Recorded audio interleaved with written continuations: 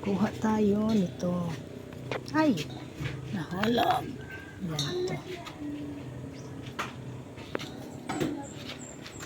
Tapos ito. Kuhaan natin ang udlot, no?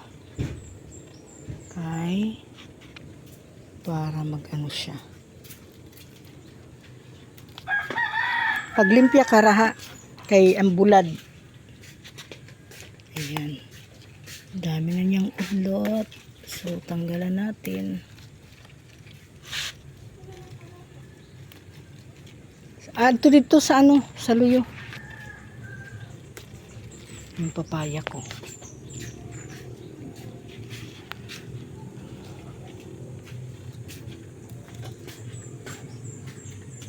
Mas mabuti na yung ano para mag-ano ulit.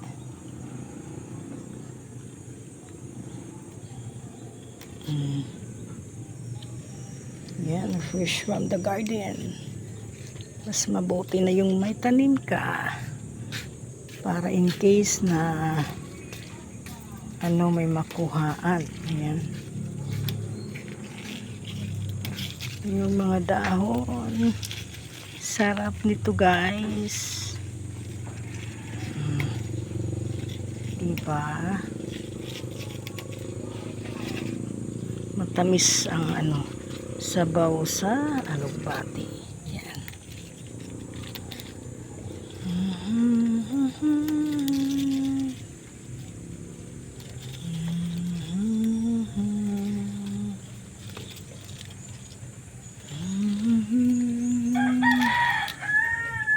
Yan siya.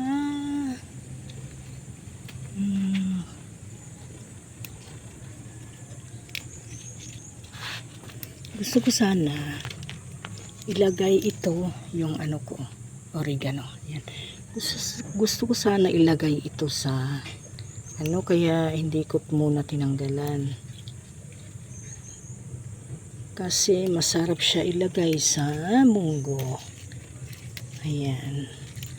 So, ito na lang. Kuha na lang tayo.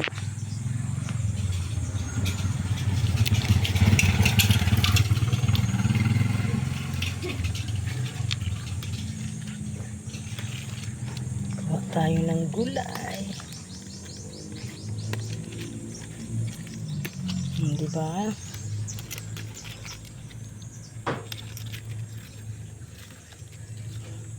Tapos yung mga bata may ano sila, may tuyo. Yan, ito gulay. Ano ang sinugna ang kahoy iduso. Yan siya.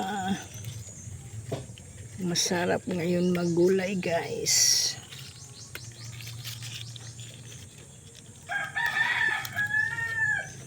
Diba? Marami na. Marami na siya.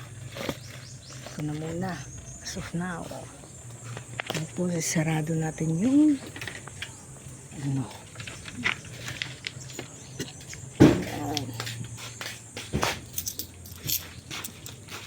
Ayan siya guys. Marami na.